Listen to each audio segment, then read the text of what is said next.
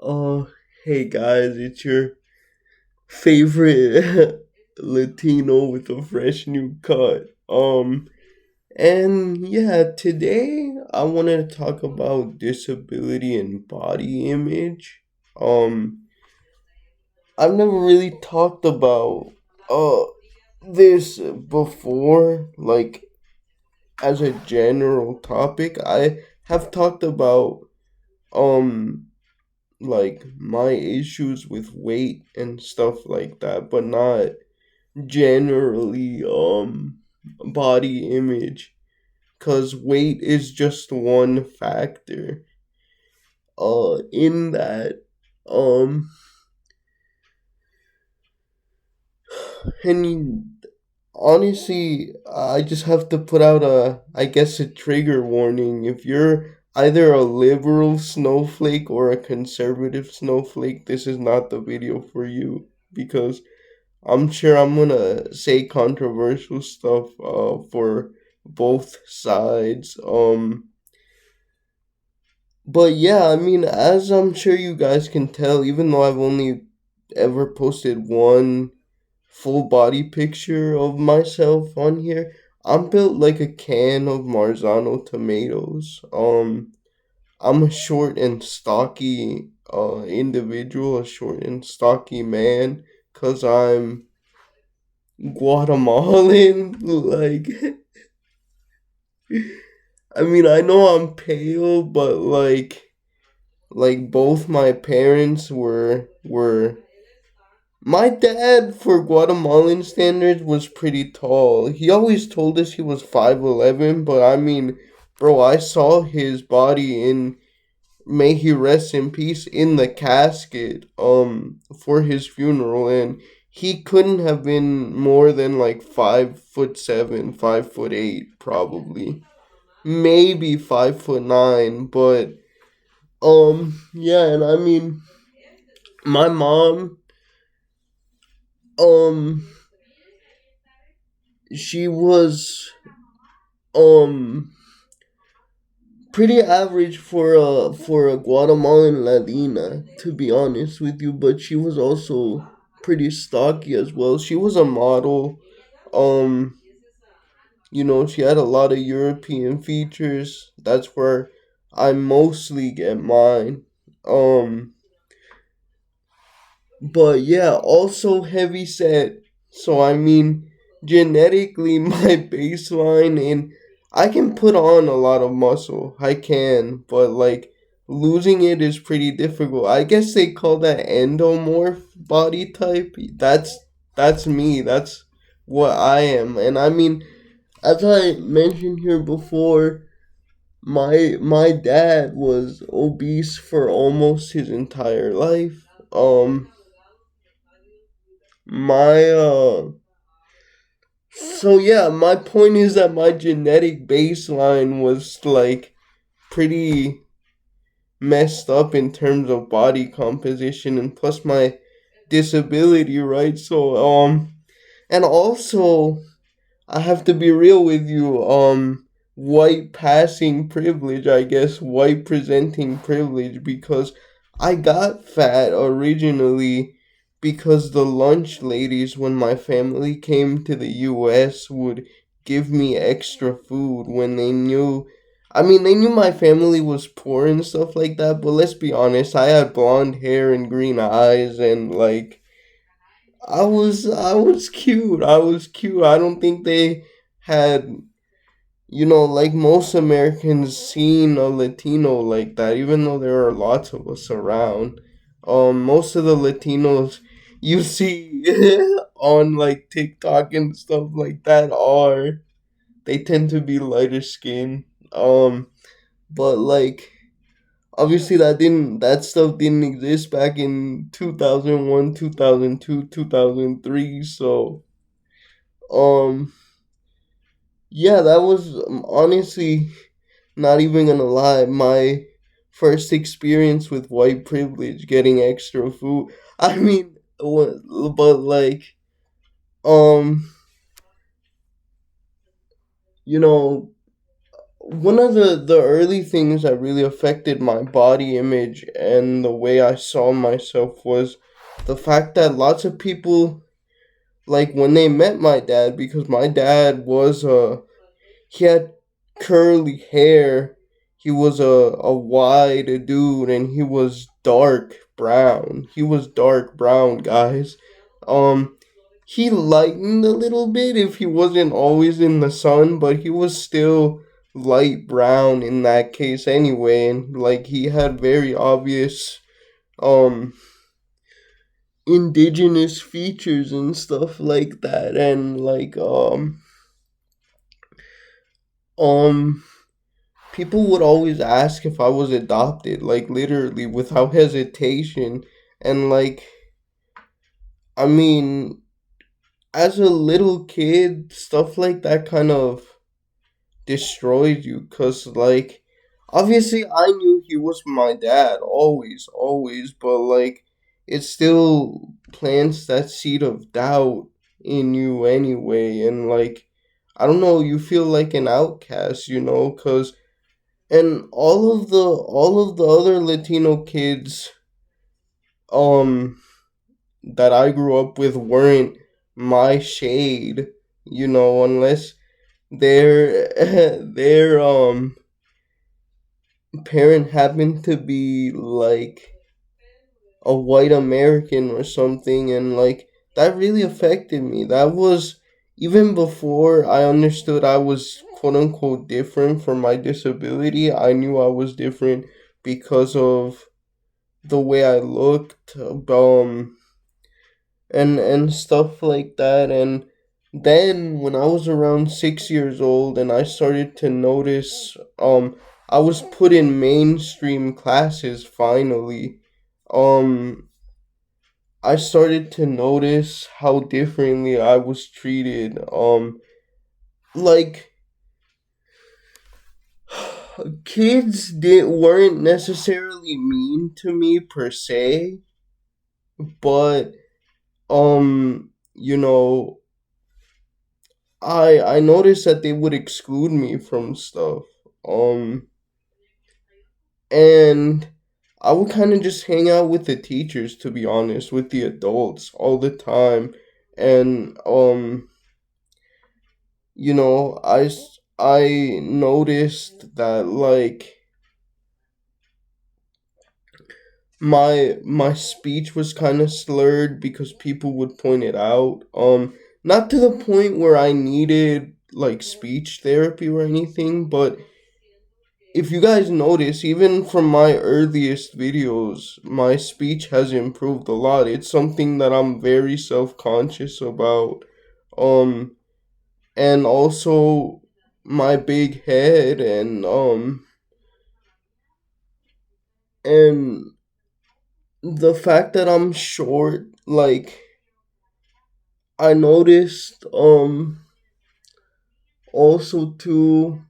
I mean, I'm in a wheelchair anyway, so even if I was tall, I would still probably be shorter than most, right? But I did notice also the difference in treatment, how all the girls' crushes in schools were tended to be the taller boys with like I don't know, what do you call, is it a bowl cut? Like I'm talking like the Jesse McCartney, the Zac Efron, early Zac Efron type cut. That sort of like image of the pretty boy and stuff like that. And again, throughout all this, I was chubby, and if you're Latino, bro, the way Latino make nicknames out of you, they take your biggest insecurity and like that becomes your nickname. Um I had two. The first one wasn't really an insecurity. They called me canche, which is like the Central American slash Guatemalan way of saying blondie. because again of my features. But then my dad called me coche or pig because I was he called my brother gordo because he was also chubby. But like I said, it's kind of our like body genetic disposition because of my dad. It's ironic though. I'll get to him later. Um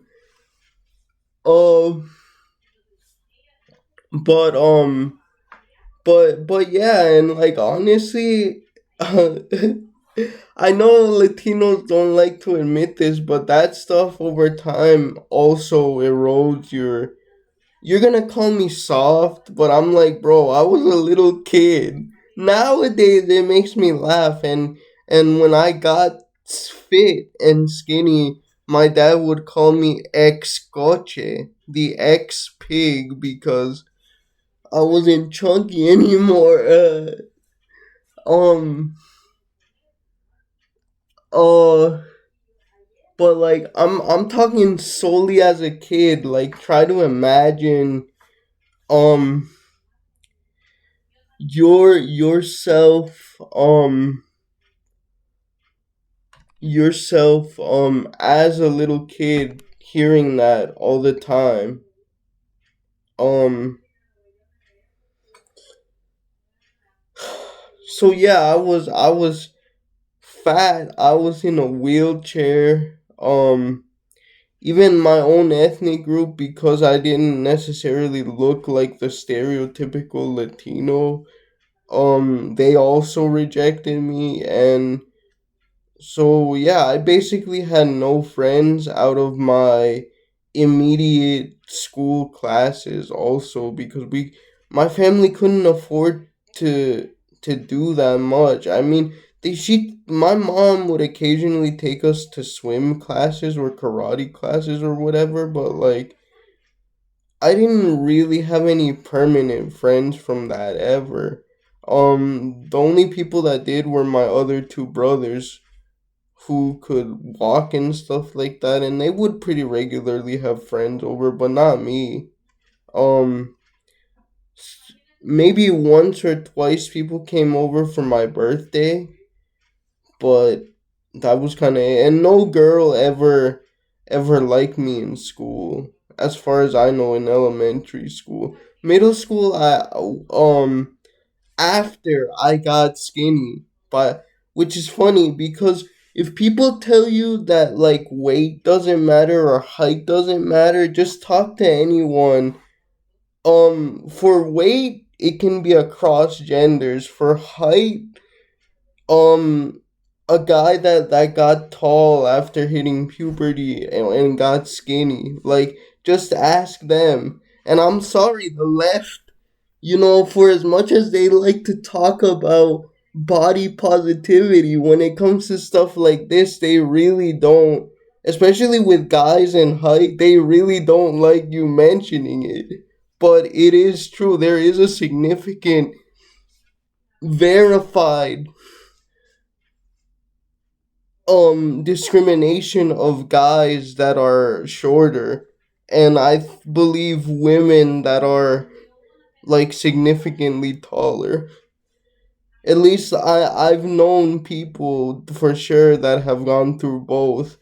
Both very tall women. That's my type, by the way. No, not.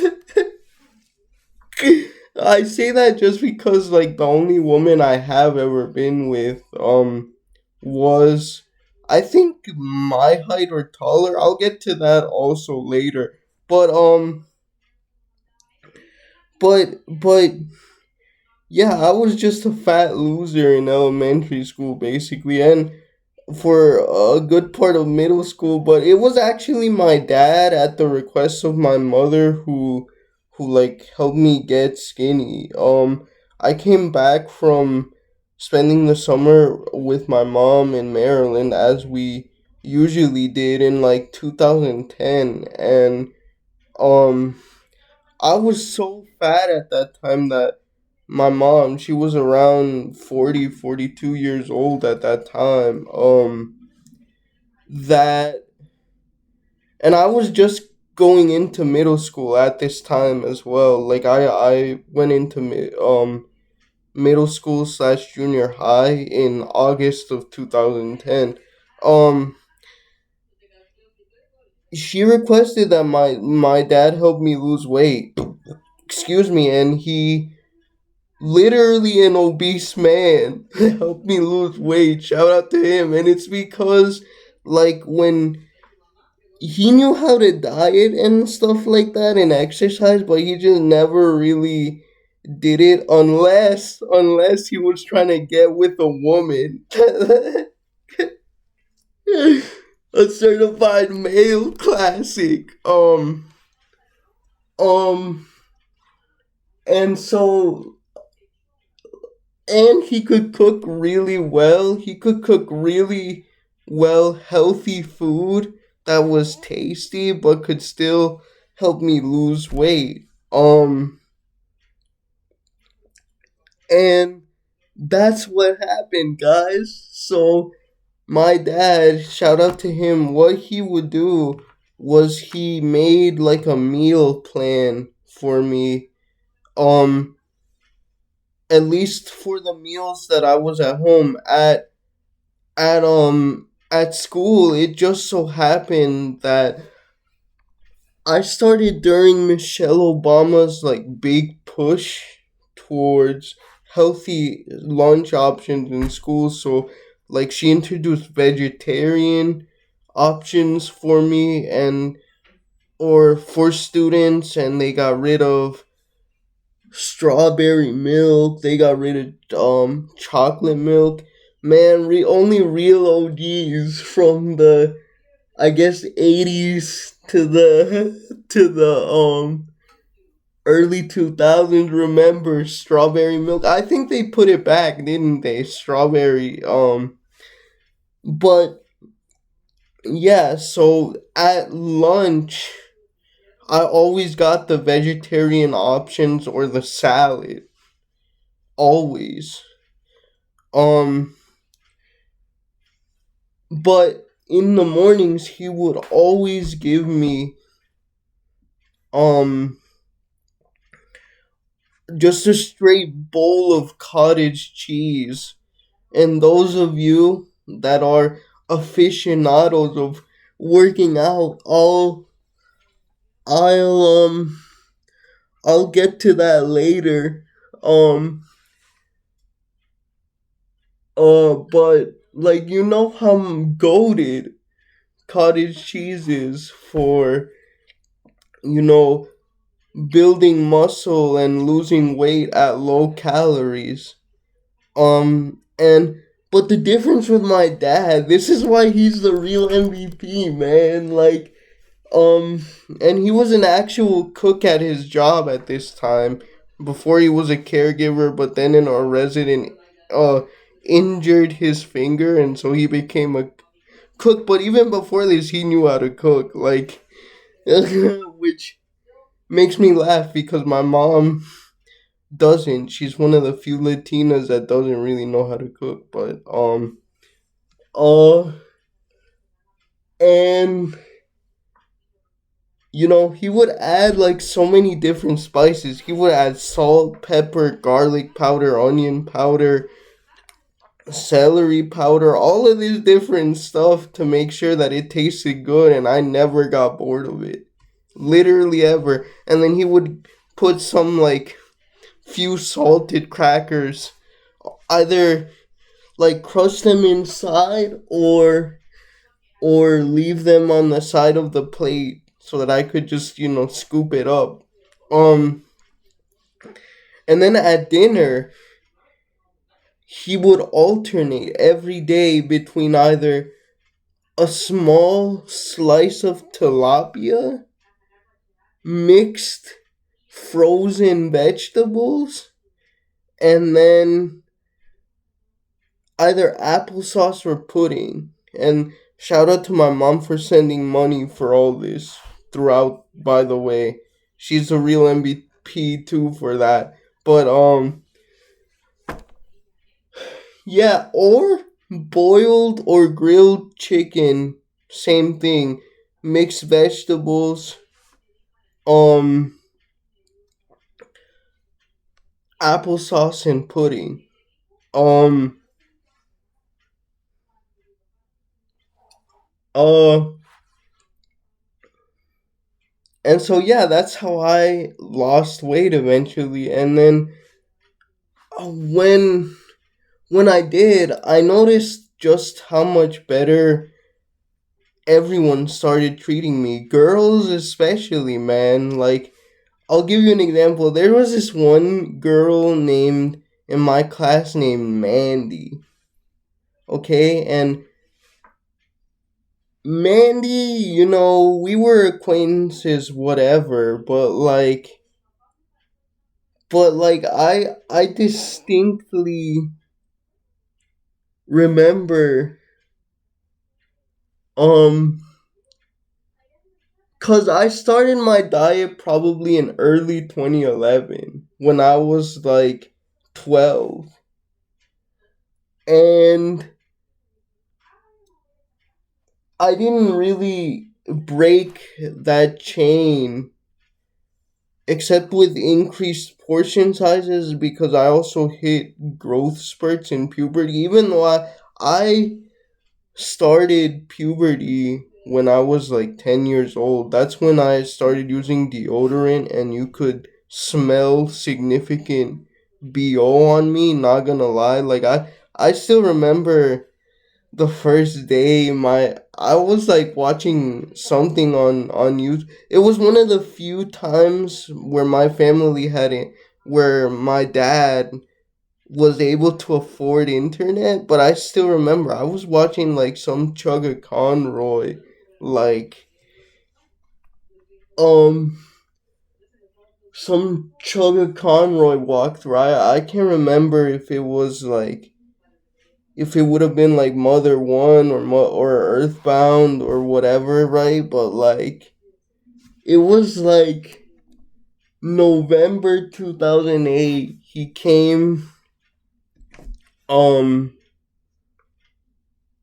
he came behind me and he was like, "Canche, te apestan las axilas." He just said it to me straight out. He like came behind me, was sniffing me, and he's like, "Blondie, your armpits stink."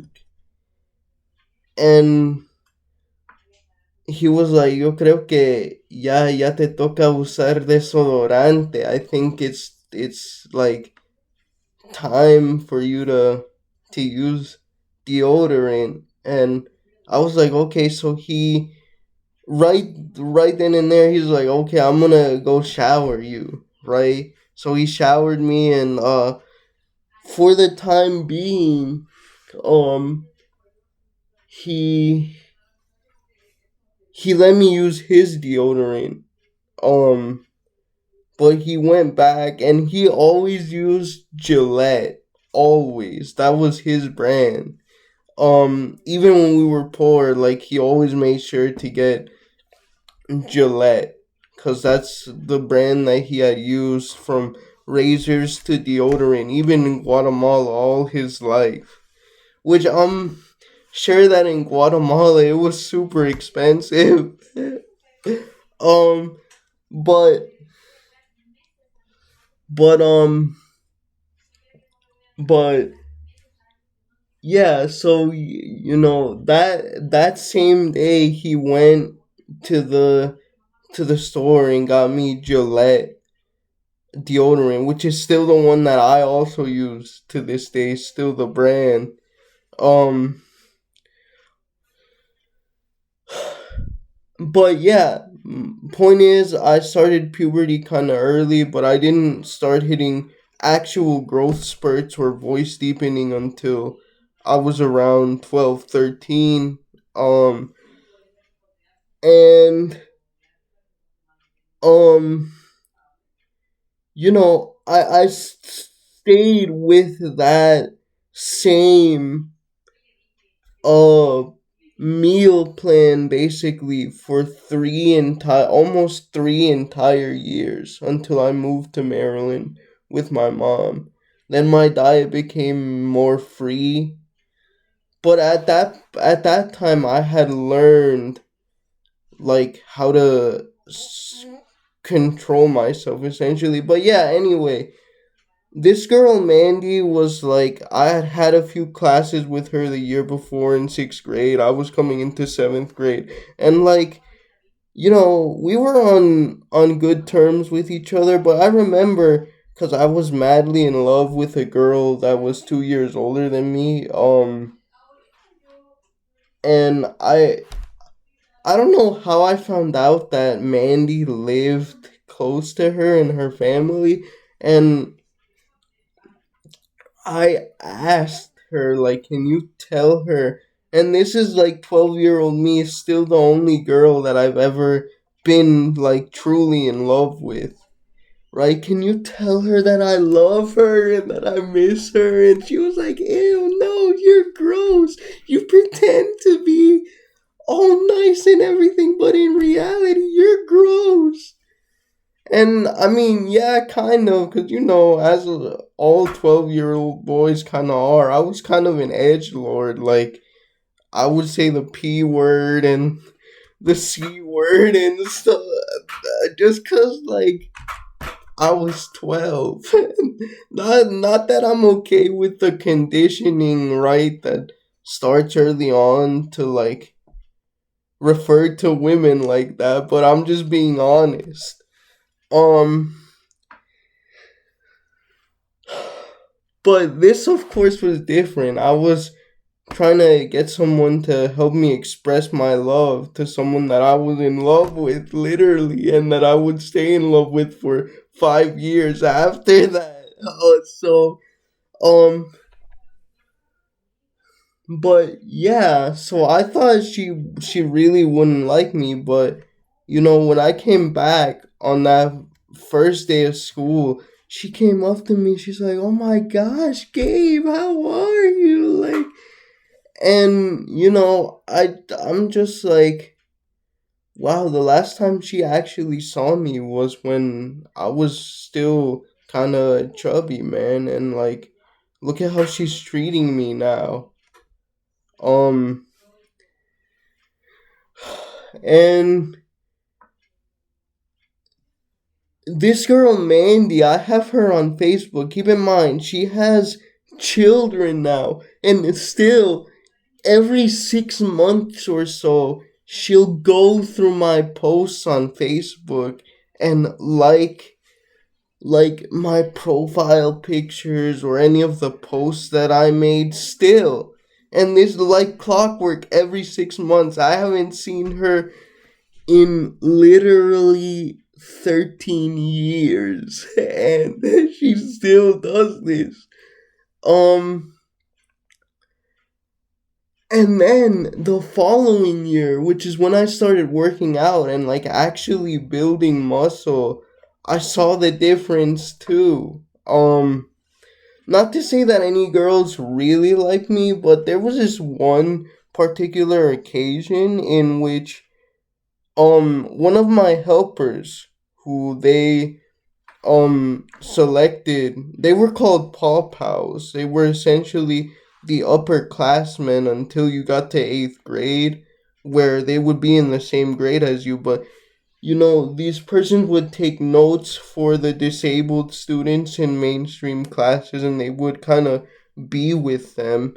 And it was a really good system, because when I moved to Maryland and they put me with an adult, um again, like, it alienated me even more in school. In addition to all of my other um body image issues, and contributed to my going down the inkwell pipeline, which I've already talked about. But um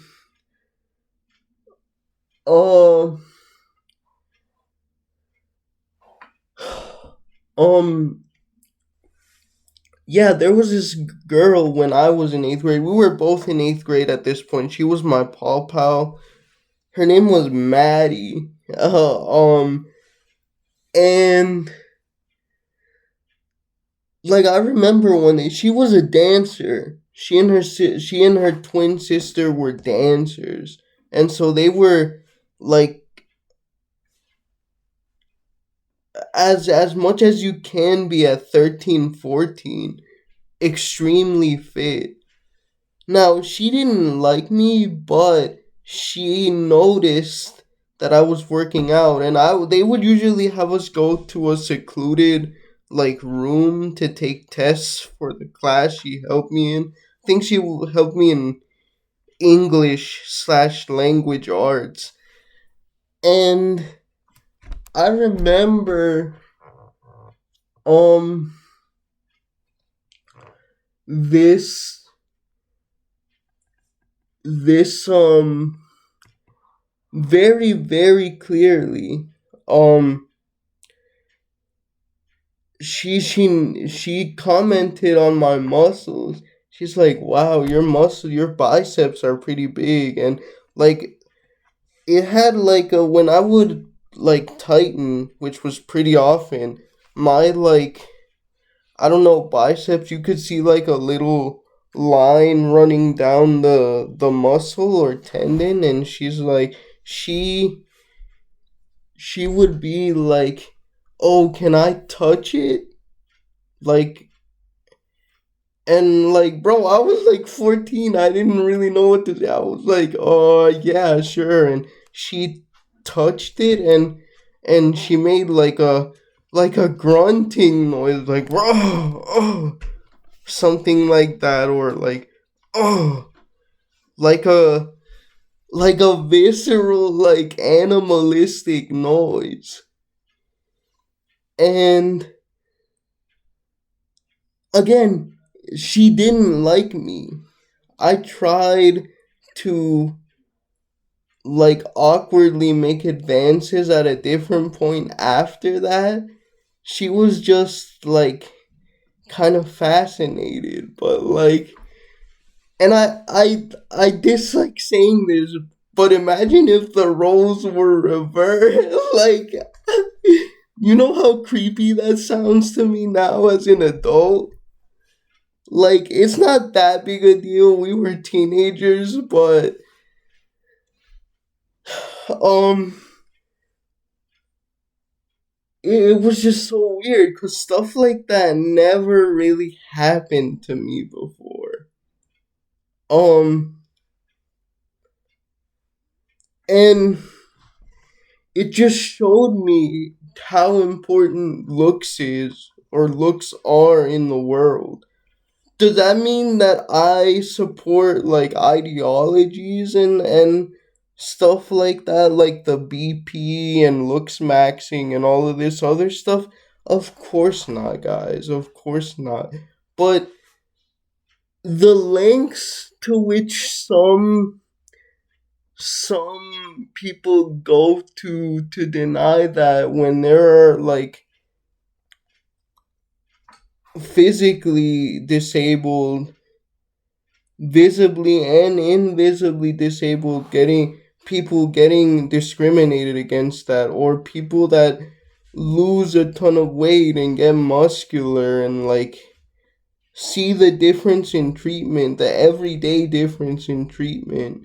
um it's just ridiculous. Like, and it plays into ableism, because ableism at its very core has to do with appearance for the most part.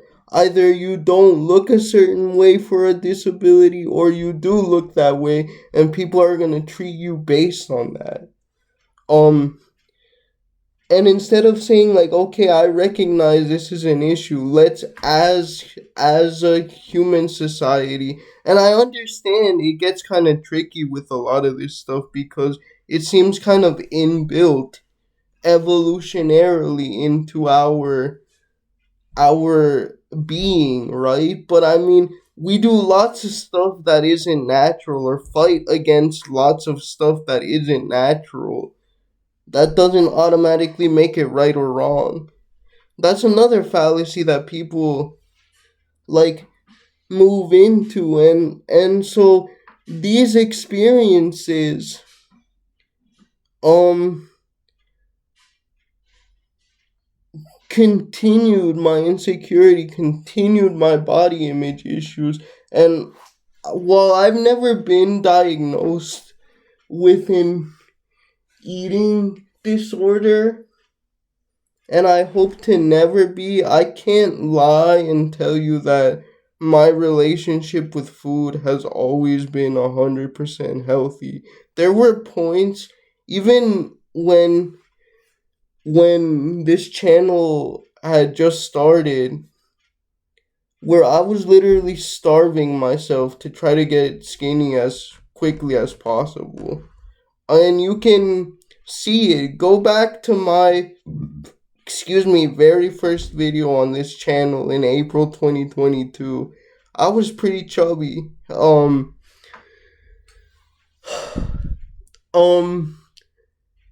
and compared to the lowest point that I got to, I think I was 90 or 80 pounds, and I'm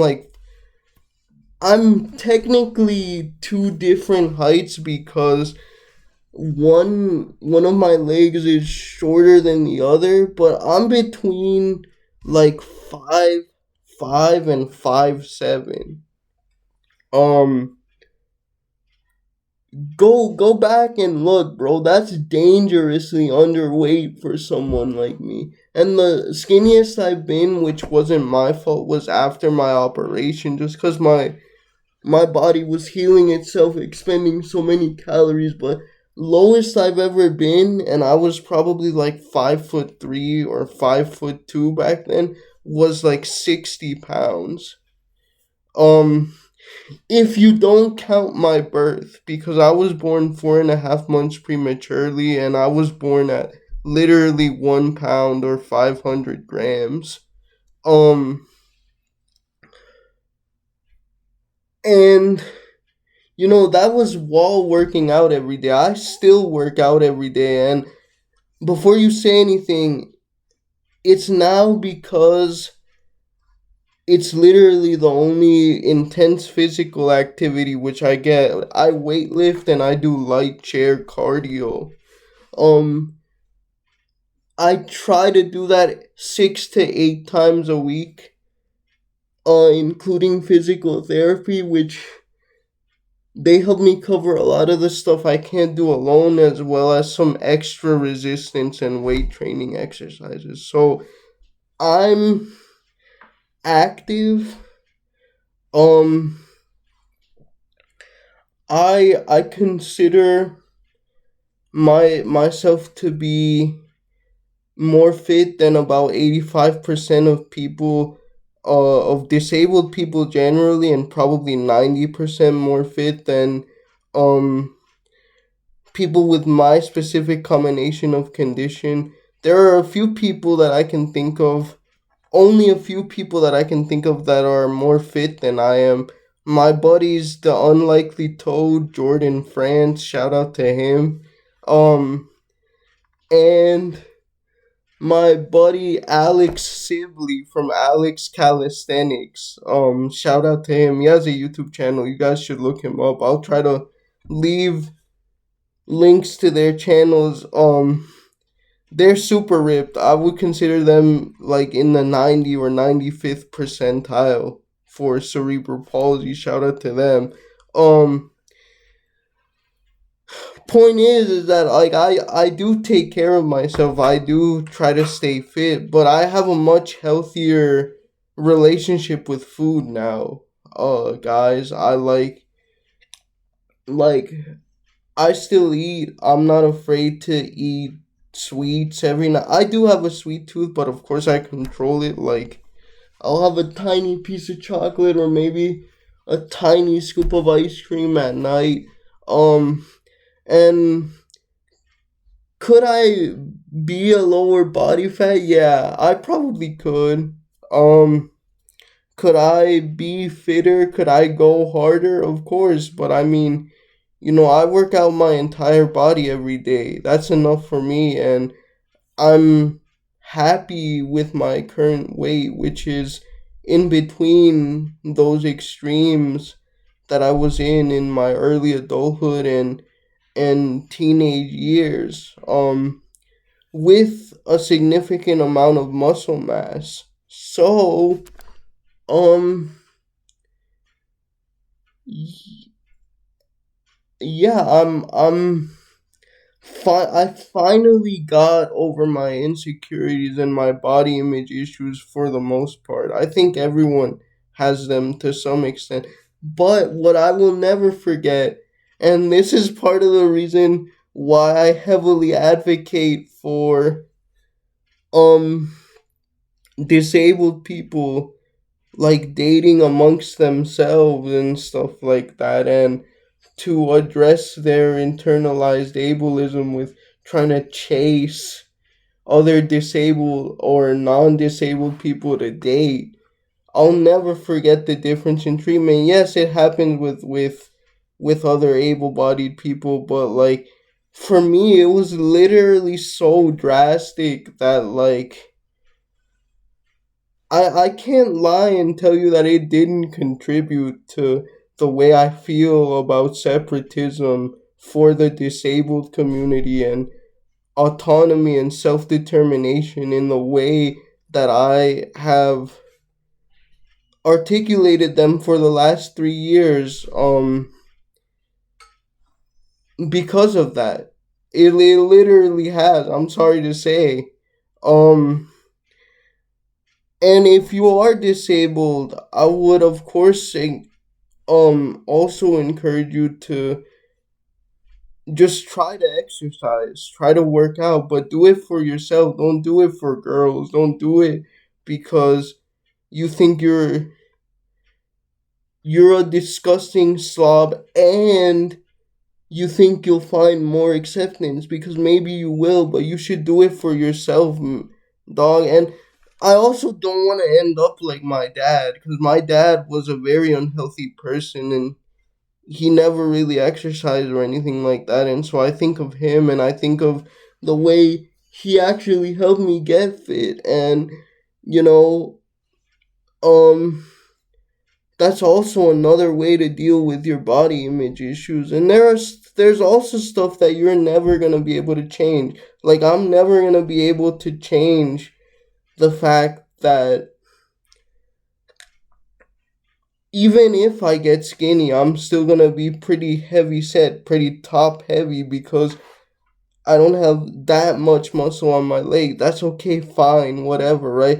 That I'm always gonna have these lazy eyes because of my cerebral palsy. Okay, fine. But do as much as you can as what's in your power to change. That's what I would say.